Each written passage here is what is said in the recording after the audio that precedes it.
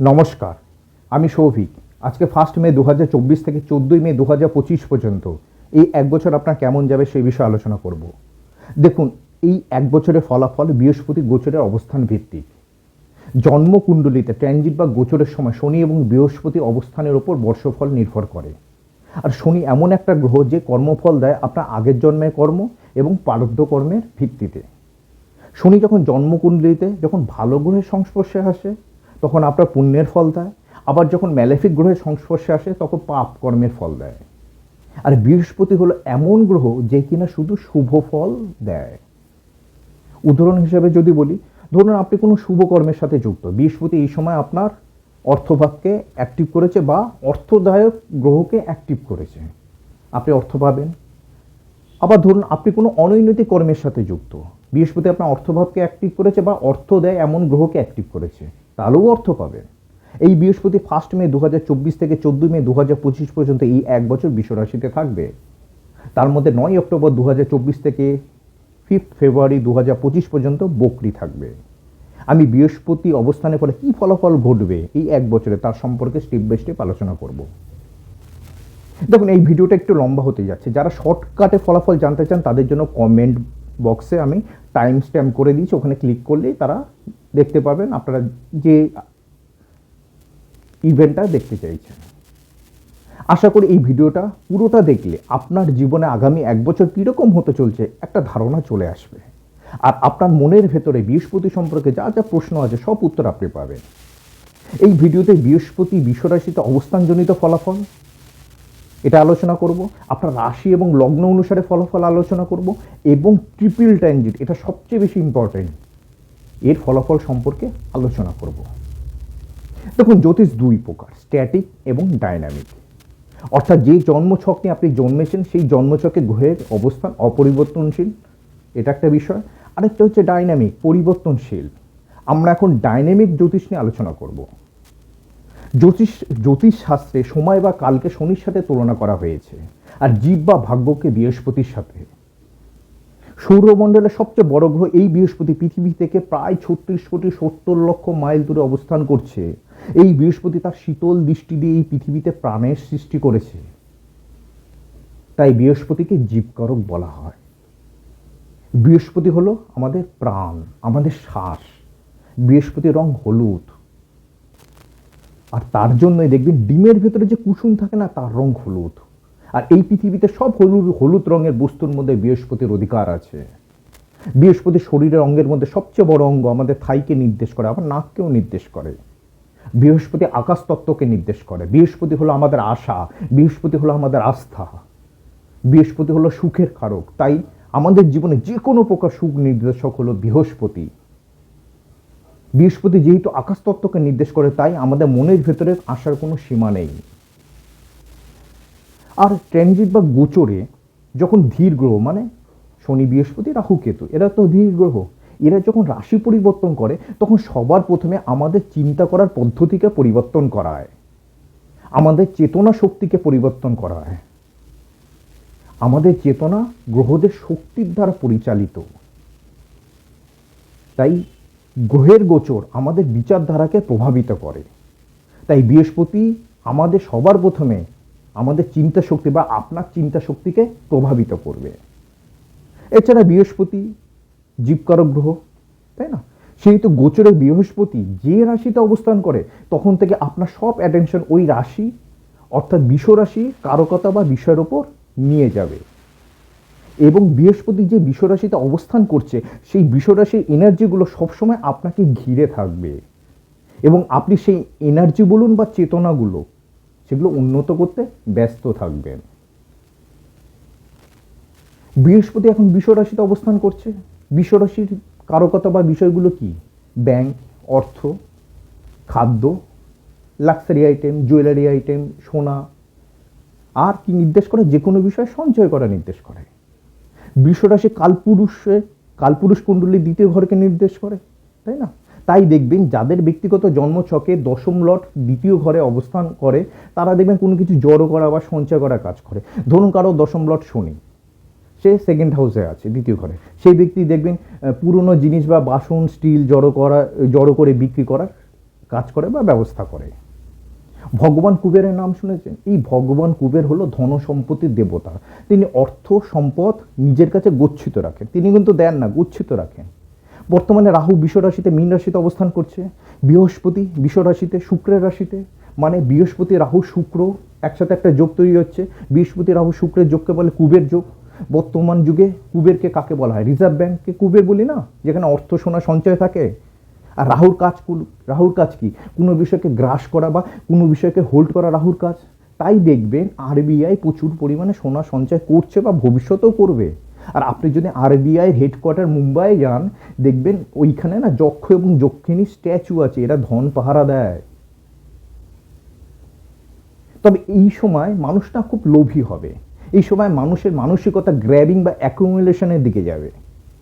মানুষ বেশি পরিমাণে অ্যাসেট অর্থাৎ সম্পদ কেনার দিকে ঝোঁক দেবে, বেশি পরিমাণে সোনা কিনবে, লাক্সারি আইটেমের দিকে ঝোঁক বাড়বে, ইন্ডিয়ান কারেন্সি চেঞ্জ হবে, বলতে পারেন ফিনান্সিয়াল সেক্টর রাইজ করবে, বুম বুম হবে।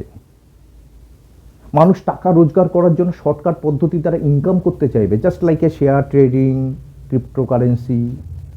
তবে এই সময় কিছু অর্থনৈতিক কেলেঙ্কারিও হবে। আবার এই সময় ফুড, ফিনান্সিয়াল সেক্টর কিন্তু রাইজ করবে। আবার দেখুন বৃহস্পতি বৃষ রাশিতে রাহুর ইনফ্লুয়েন্সে, তাই না? রাহু তো বৃহস্পতি রাশিতে, তাই না? রাহুর ইনফ্লুয়েন্সে আছে। অর্থাৎ এই যোগ নির্দেশ করে যে দেব আমাদের যে আমরা যে ঈশ্বরকে পুজো করি, যে দেবদেবীরা সম্পদ বা অর্থের সাথে সম্পর্কিত, যেমন তিরুপতি বালাজি অর্থের সাথে সম্পর্কিত, মা অম্বিকা, মা পীতাম্বরী, এইসব ঈশ্বরের দর্শন করতে আপনি যেতে পারেন এই সময়, বা মনে ইচ্ছা হবে। আবার বৃহস্পতি যখন রোহিণী নক্ষত্রে যাবে, তার মানে চন্দ্রের সাথে সম্পর্ক হবে। চন্দ্র ইকুয়াল টু ভগবান কৃষ্ণ বা বৃন্দাবনকে নির্দেশ করে। এই সময় সেদিকে যাওয়ার ইচ্ছা প্রকাশ করতে পারেন।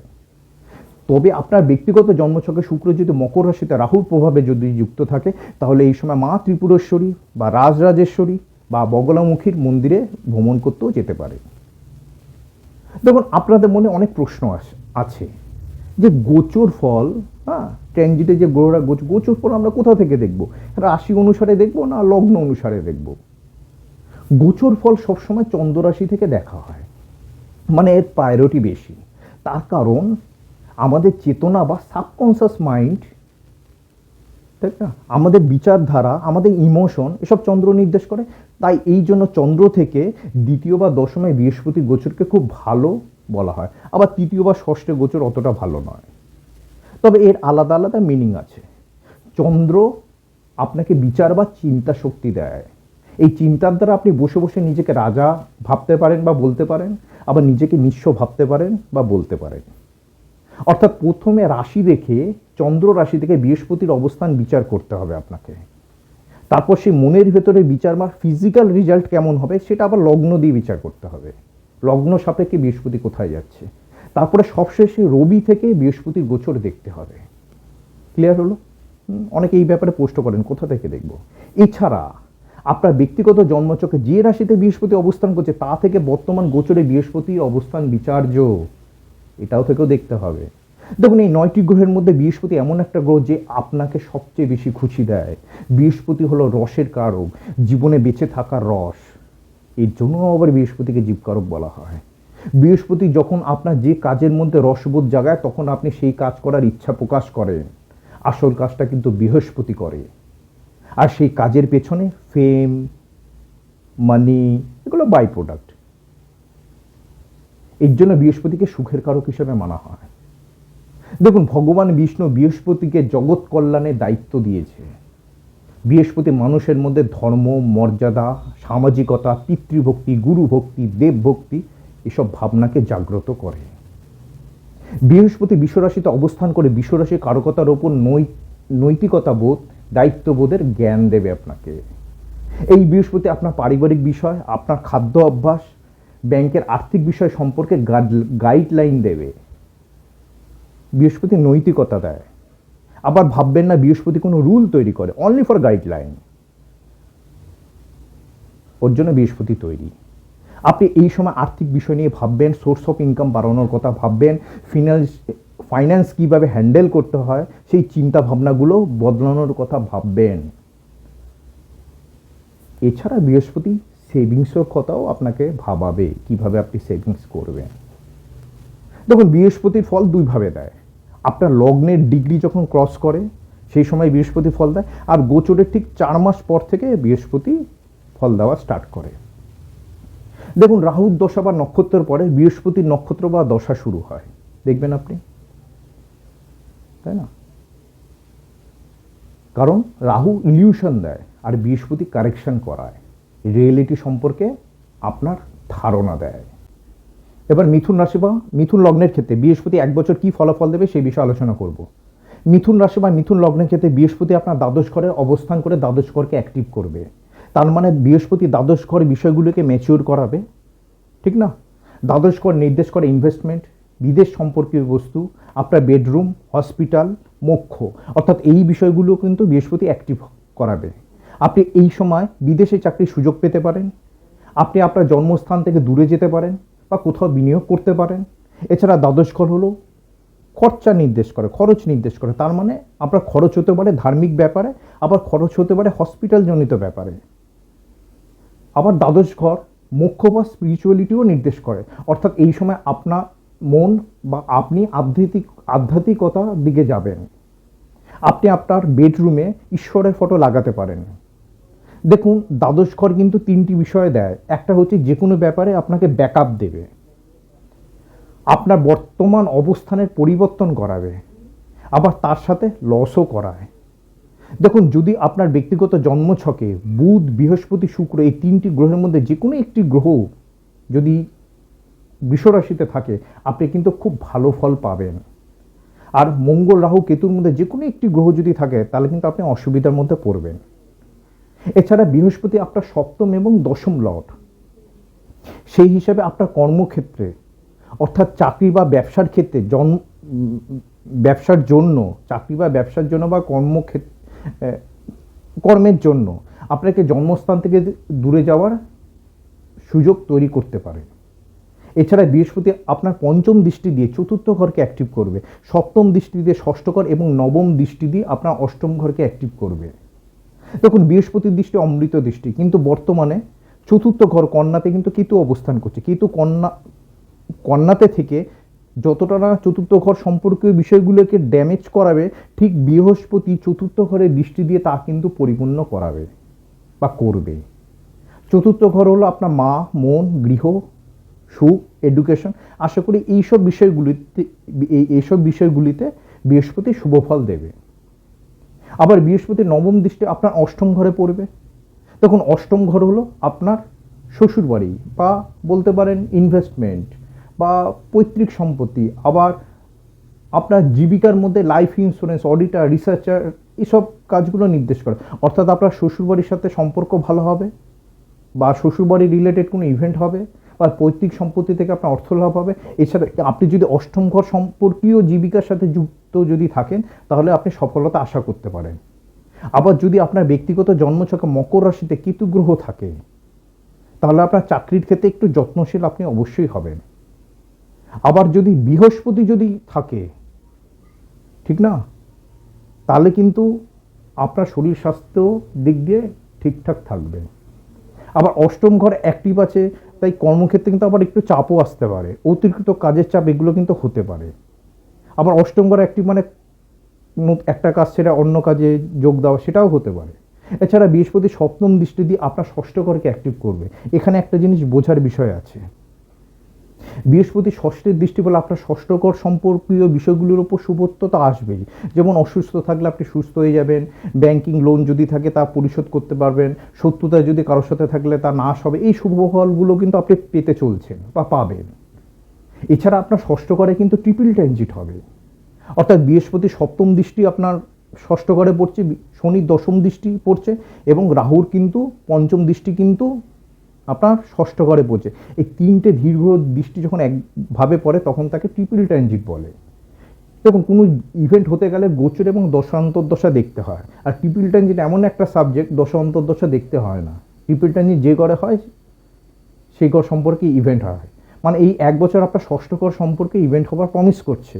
আপনি যদি সুস্থ থাকেন তাহলে শরীরের যত্ন নিতে হবে, পুরনো লোন আপনি পরিশোধ করতে পারবেন। দাঁতের সমস্যা হতে পারে, অহেতুক ঝুট ঝামেলাগুলো এড়িয়ে চলবেন। লড়াই বা কথার দ্বারা উৎপন্ন তর্কের বিষয়গুলো আপনাকে এড়িয়ে চলতে হবে। আপনার মামার জীবনে বড় পরিবর্তন হবে। তবে আপনি যদি কোনো কম্পিটিশন পরীক্ষার জন্য প্রস্তুতি নিচ্ছেন তাহলে অবশ্যই সফলতা আসবে। এর সাথে সাথে চাকরিরও পরিবর্তনের ইঙ্গিত দিচ্ছে। আরেকটা বিষয়, নতুন কারোর সাথে শত্রুতা সৃষ্টি করবেন না। এছাড়া ধার করার প্রবৃত্তি থেকে আপনাকে কিন্তু নিজেকে বাঁচাতে হবে। আর সবচেয়ে বড় বিষয় হলো আপনার ষষ্ঠ ঘরের ট্রিপল ট্রানজিট। আপনি যদি অসুস্থ থাকেন তাহলে সুস্থ হবেন, সুস্থ হবেন আপনি, ঠিক আছে? এটা দেখা গেছে যে ইভেন্ট চলতে থাকে সেই ইভেন্ট পরিবর্তন হয়, তার দিক পরিবর্তন হয়। ষষ্ঠ ঘর তো সবচেয়ে বেশি অসুস্থতা, ঠিক না? তাহলে আপনি সুস্থ হবেন। আর ষষ্ঠ ঘর হলো লোন পরিশোধ, ট্রিপল ট্রানজিট হলো আপনি এবার লোন পরিশোধ করতে পারবেন। নমস্কার, ভালো থাকবেন। আপনার মূল্যবান মতামত আমাকে কমেন্ট বক্সে অবশ্যই লিখে জানাবেন।